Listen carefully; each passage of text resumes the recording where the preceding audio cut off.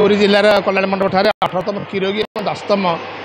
पुमसी taekwondo championship अनुष्ठित होउछि। 2 दिन धरि हम आज हम काली हम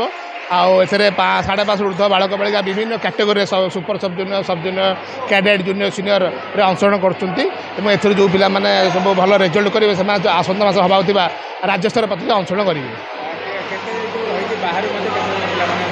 ना पुरी जिला विभिन्न एरिया जमी पिपिली कोणार्क शासक सातपड़ा पुरी सदर पुरी सब जिलार पुरी जिला स्तर प्रतियोगिता पुरी जिला जी सब अंचल अच्छी से पिला खेलुए प्राइज विभिन्न प्रति इवेंट रे किरोगी अच्छी गोल्ड सिल्वर ब्रोंज पुमसेर गोल्ड सिल्वर ब्रोंज 4 मेडल अच्छी।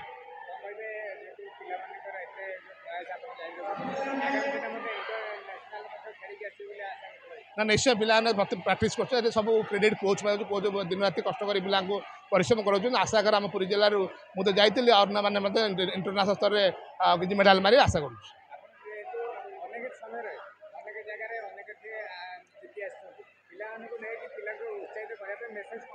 मेसेज पिला सब प्राक्ट कर पाठ पढ़ते खेल प्रति ध्यान दिखाँ रेगुलर प्राक्ट करूँ ये फिजिकल फिटनेस आजिका डेट सब खाद्य कौन प्रकार ठीक नहीं या शिखिले देह सुस्थ रहे मानसिक शांति रहे मानसिक फ्रेश रहे।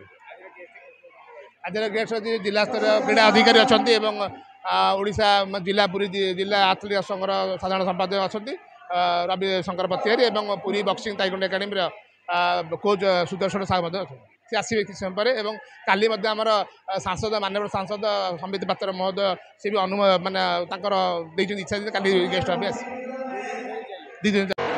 तो पिलामानकर भविष्य हूँ सेल्फ डिफेन्स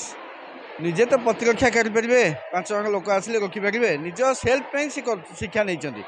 कौन जितबे कौन हारे से तो अलग कथा समस्ते जितबे समस्त हारे तो लगी रही जीवन टाक तो स्कूल ऑफ टाइकोंडो मो प्रेसिडेंट अच्छी आई तो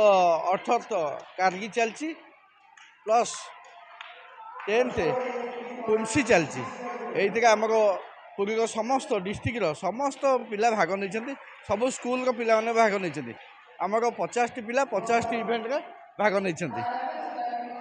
आम स्कूल को आउ विशेष कौन कह सेल्फ डिफेन्स होती सब पिला फ्यूचर